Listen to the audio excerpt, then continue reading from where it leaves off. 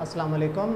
English.com पर आपको खुशामदीद। आज के इस टॉपिक में जो मैं आपके साथ शेयर कर रहा हूँ, हम लोग कंडीशनल्स के बारे में बात करेंगे और कंडीशनल्स के ऊपर तो जितने भी कंडीशनल सेंटेंसेस हैं उन तमाम की तमाम टाइप्स को हम लोग जो है वो वन बाय वन डिफरेंट जो है वो वीडियोस के अंदर इसको समझा करेंगे। तो आज मैंने जो है वो जो टॉपिक लिया, हम लोगों ने फर्स्ट कंडीशन से मैं स्टार्ट ले रहा हूँ, टाइप 1 कंडीशन से। इसके अंदर ओपन कंडीशन, इसका दूसरा नाम जो है वो ओपन कंडीशन भी होता है। और कंडीशनल्स को उर्दू में समझने के लिए सबसे बेसिक चीज़ ये है कि आप देखें इसका जो माने है, कंडीशनल का जो लफ्ज़ है वो अपने मानों में ही वाज़ेह हो रहा है कि इससे मुराद ये होती है कि हम लोग ये कहना चाह रहे हैं कोई शर्त है, ठीक है, कोई शर्त है, कोई कंडीशन है जो किसी काम को करने से कर लिए रखी जाती है। तो कंडीशनल्स को समझने के लिए सबसे बेसिक बात यह है कि आपने ये बात मद्देनज़र रखना है कि ये ऐसे सेंटेंसेस होते हैं जिनमें कोई ना कोई शर्त या कोई कंडीशन आयद की जाए ताकि कोई दूसरा काम उससे वक़ू पज़ीर हो सके। तो हम लोगों ने कंडीशनल्स में जब बात करना है तो इसके अंदर मुख्तलिफ सिचुएशंस में हम लोग कंडीशंस रखते हैं। अब वो कैसी कंडीशंस होती हैं जो कैसी सिचुएशंस होती हैं जहाँ पर ये डिफरेंट कंडीशंस जो है वो अराइज हो सकती हैं, हम लोग उनको वन बाय वन देखेंगे। टाइप 1 के अंदर ओपन कंडीशन की बात की जाती है। ओपन कंडीशन इसको इसलिए कहा जाता है क्योंकि ये ऐसे कंडीशंस हैं जिनमें आपको कोई एक ओपन ऑप्शन आपके पास अवेलेबल होता है। जनाब, आप अगर एक काम कर लेते हो तो आपके लिए उसका रिटर्न या फिर उसके जो कंसेक्वेंस में किसी चीज़ का वाक़ होना वो मुमकिन है। फॉर एग्ज़ाम्पल, चलें हम लोग इससे पहले इसकी थोड़ी सी ये भी जहन में रख लेते हैं कि यहाँ पर मैंने दो बातें लिख दी हैं। There is a condition to be fulfilled. इसमें पहली बात जो मद्देनज़र रखी जाएगी वो कंडीशन जो है टाइप 1 कंडीशन के लिए सबसे बेसिक बात, जो कि हर जो आप कह लें कि कंडीशन में, कंडीशनल सेंटेंस में की जो टाइप्स होती हैं, सॉरी, उनमें सेम चीज़ नहीं है ये, क्योंकि हर एक में फुलफिल नहीं हो सकती, राइट। तो यहाँ पर जो है वो there is a condition to be fulfilled. यहाँ पर एक कंडीशन है जिसको पूरा करना है ताकि कोई चीज़ जो है वो फ्यूचर में वाक़ हो सके, something will happen in future. अगर ये आप कह लें कि आपकी कंडीशन जो है वो पूरी हो जाती है तो हमारे लिए फ्यूचर में कोई किसी चीज़ का, मखसूस चीज़ का जो उससे रिलेट कर रही है, वाक़ होना मुमकिन है। ओके, चूँकि ये कंडीशन जो है ये आप लोग वैसे सबसे पहले बेसिक चीज़ ये भी ध्यान में रखना होती है कि हम लोग जब इंग्लिश सेंटेंसेस में फ्यूचर का कोई फ्यूचर टेंस के लिए जब हम लोग कोई क्लॉज बना रहे होते हैं तो फ्यूचर टेंसेस में आपने ये जहन में रखना होता है कि एक सेंटेंस के अंदर अगर दो क्लॉजेस बन रहे हैं, गो कि हम उर्दू में बात करते हुए सारे की सारी जो हमारी वर्ब्स होती हैं उर्दू के अंदर वो हम फ्यूचर में ही इस्तेमाल कर रहे होते हैं, लेकिन इंग्लिश में ऐसा नहीं होता। इंग्लिश में तमाम के तमाम क्लॉजेस को फ्यूचर में इस्तेमाल नहीं कर सकते। हम लोग कॉम्बिनेशन बनाते हैं प्रेजेंट का फ्यूचर के साथ, ठीक है जी। यानी कि प्रेजेंट, अगर कोई दूसरी क्लॉज इसमें बनाई जाएगी फ्यूचर के साथ तो वो किस में होगी? प्रेजेंट में, यानी कि वो उसकी सबऑर्डिनेट क्लॉज की बात कर रहा हूँ। खैर, ये सबऑर्डिनेट क्यों है ये आपको जो है वो समझ भी आ जाएगा। ये बात आम है, ये सिर्फ कंडीशन के लिए नहीं है। जितने भी फ्यूचर के टेंसेस होते हैं उनके अंदर अगर आपको वो दूसरा दो क्लॉजेस बना रहे हो और दोनों के दोनों क्लॉजेस को अगर आप फ्यूचर में बनाओगे तो वो गलत होगा। फ्यूचर के साथ प्रेजेंट का कॉम्बिनेशन होता है। ओके, तो हम लोग यहाँ पे देख रहे हैं कि हमारे पास जो कंडीशन है उसको हमने प्रेजेंट में रखा है, प्रेजेंट टेंस में इस्तेमाल करना है, और जो हमारा मेन क्लॉज आएगा उसमें फ्यूचर टेंस में आएगा, ठीक है। इससे ये बात जाहिर होती है कि ये पूरे का पूरा टेंस जो है ये फ्यूचर से ताल्लुक़ रखता है। फॉर एग्जांपल, कोई मिसाल ले लीजिए, अगर आप कोई चीज़ ख़रीदने जा रहे हो, आप मुझसे कोई चीज़ ख़रीदना चाह रहे हो, तो या फिर आप यूँ कह लें कि आप मुझसे कोई सवाल पूछना चाहते हैं, हम लोग मज़ीद आसान कर लेते हैं। तो इस सेंटेंस को हम लोग ऐसे लिखें। फॉर एग्ज़ाम्पल, अगर मैं आपसे कहूँ इफ़ यू आस्क मी, अगर आप गौर करें ये मैंने प्रेजेंट टेंस इस्तेमाल किया है, ठीक है जी, ये मैंने प्रेजेंट टेंस इस्तेमाल किया है। If you ask me, right. आप देख सकते हो कि यहाँ पर सब्जेक्ट मैंने लगाया, ठीक है, और सब्जेक्ट के साथ मैंने प्रेजेंट फॉर्म इस्तेमाल किया है। क्लियर? तो ये प्रेजेंट फॉर्म इस्तेमाल करना यानी कि फर्स्ट फॉर्म इस्तेमाल करना आपके लिए इस बात की अलामत है कि ये फ्यूचर प्रेजेंट सिंपल टेंस है, राइट। इफ़ यू आस्क मी, और ये आपकी ऑब्जेक्ट में आएगा, राइट। उसके बाद आप यहाँ पे देखें ये फ्यूचर टेंस में है। अगर इसको मैं यूँ मिलाऊँ, आपस में इन दोनों को मिलाना चाहूँ, अगर आप मुझसे पूछोगे, ठीक है, आस्क मी, तो मैं यहाँ पे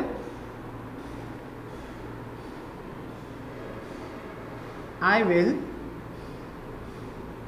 टेल यू, ठीक है। अगर आप मुझसे पूछोगे तो मैं आपको बताऊंगा, आई विल टेल यू, ठीक है जी। इसकी कॉन्ट्रैक्शन भी हो सकती है, आप इसको जो है वो इस तरह से भी लिख सकते हैं, I will tell you, right. तो आप इसको आई विल टेल यू या आई विल टेल यू दोनों तरीके से बोल सकते हैं, ये फ्यूचर टेंस में इस्तेमाल हो रहा है, ठीक है। अब आप ये देखिए, हमारी जो बात करने का मंतक, हमारी बात करने की जो असल मंतक है वो ये है कि आप अगर मुझसे पूछोगे तो मैं आपको इसका जवाब दूंगा, ठीक है, या मैं इसका आपको बताऊंगा।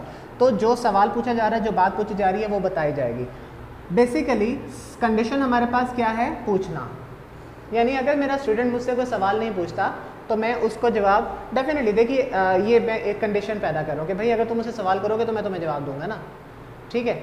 यानी कि यूँ कह लीजिए कि मैं ये कहना चाह रहा हूँ भाई मुझे क्या पता आपको किस चीज़ में प्रॉब्लम है, मुझसे पूछिए मैं आपको बस समझा दूंगा। यानी यूँ इसको समझने के लिए, यानी कुछ लॉजिक्स होते हैं मतलब इसके इस्तेमाल में, तो कुछ भी आपके वो डिपेंड करता है सिचुएशन के ऊपर, कॉन्टेक्स्ट के ऊपर जहाँ पर आप इस्तेमाल कर रहे हो कि लॉजिक क्या है। खैर, इफ़ यू आस्क मी, अगर आप मुझसे बात पूछोगे आई विल टेल यू, मैं आपको जवाब दूंगा। ये दोनों सेंटेंसेस जो हैं, ये दोनों के यानी कि क्लॉजेज जो हैं, ये जब आपस में मिलते हैं तो ये आपकी पूरी टाइप 1 कंडीशन बन जाती है, ठीक है। अब मैं इसको यहाँ पर अगर मिलाना चाहूँ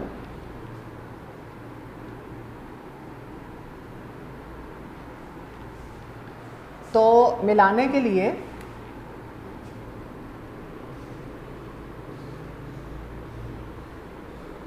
if you ask me, comma लगाएंगे,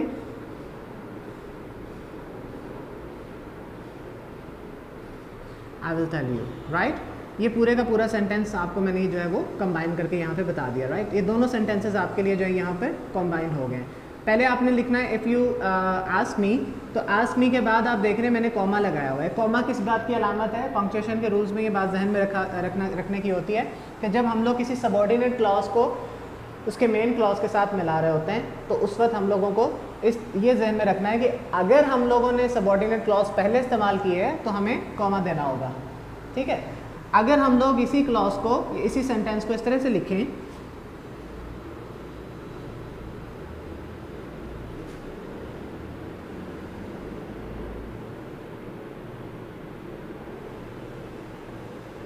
I will tell you if you ask me, तो आप देखिए मैंने यहाँ पे कोई कॉमा इस्तेमाल नहीं किया।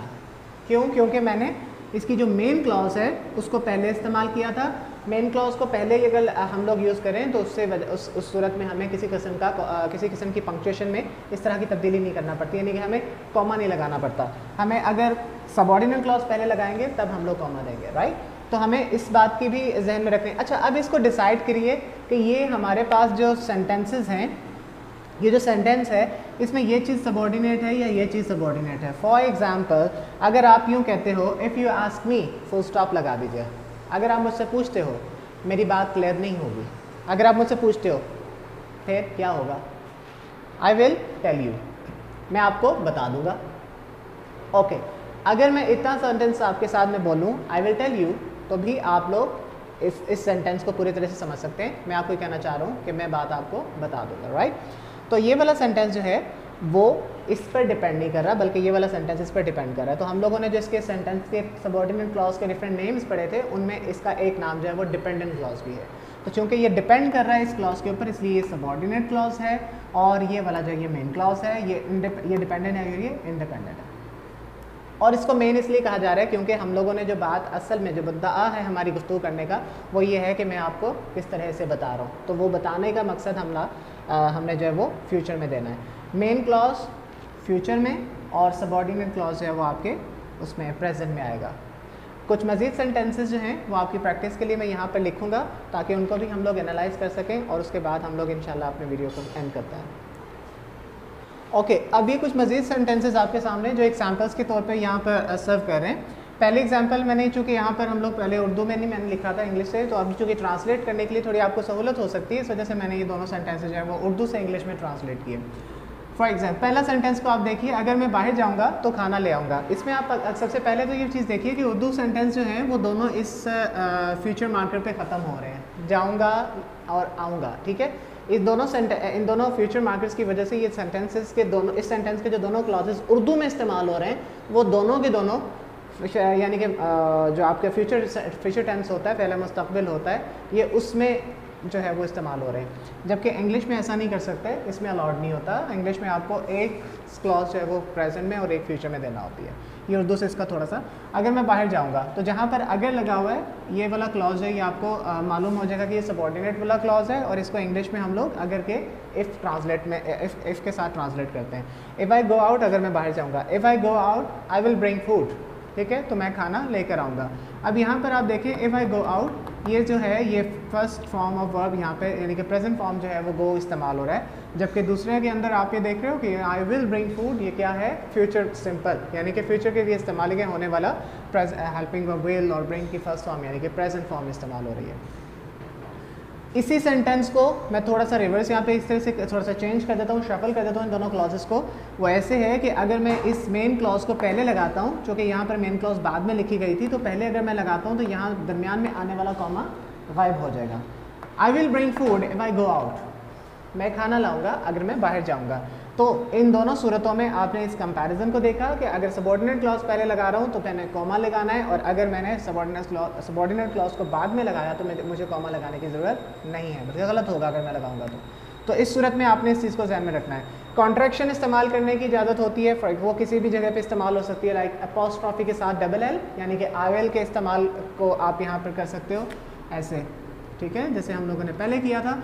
और दूसरे में अगर यहाँ पर इस सेंटेंस को अगर आप गौर करो तो हमने लिखा हुआ है कि अगर तुम जल्दी सो जाओगे तो सुबह जल्दी उठोगे। अब यहाँ पर भी आप देख सकते हो कि इस सेंटेंस के जिस क्लॉज में उर्दू के अंदर दोनों के दोनों जो है वो फ्यूचर मार्कर्स पर ख़त्म हो रहे हैं, राइट, उठोगे, सो जाओगे, ये दोनों जो है वो फ्यूचर मार्कर्स हैं। तो अगर तुम जल्दी सो जाओगे, जहाँ पर अगर आ रहा है वो आपकी मेन सबॉर्डिनेट क्लॉज को जाहिर कर रहा है। तो सबॉर्डिनेट क्लॉज जो होती है हमारी, हम उसको स्टार्ट में लगा रहे हैं, इफ़ यू स्लीप अर्ली, यहाँ पर मुझे कॉमा दी, मैंने कॉमा दे दिया, और कॉमा देने के बाद सॉरी मुझे कॉमा दो, you will get up early, तो तुम जो है वो जल्दी उठ जाओगे। तो यहाँ पर हम लोगों को ये मालूम है कि हमारा सेंटेंस ख़त्म हो रहा है मेन क्लॉज पर, इसलिए पीछे सबॉर्डिनेट क्लॉज जो है उसके साथ हमने कॉमा लगाया था।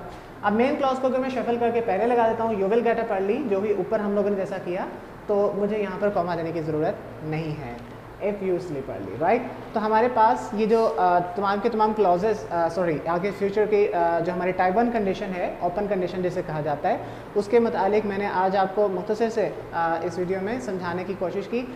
इसके मुतालिक अगर किसी भी किस्म की कोई प्रॉब्लम आपके जहन में आती है, इसको समझने में कोई दुश्वारी पेश आ रही है, समझने में कोई प्रॉब्लम आ रही हो, या मेरे बताने में कोई कमी कोताही रह गई हो, तो आप मुझे कमेंट सेक्शन में ज़रूर बताइए।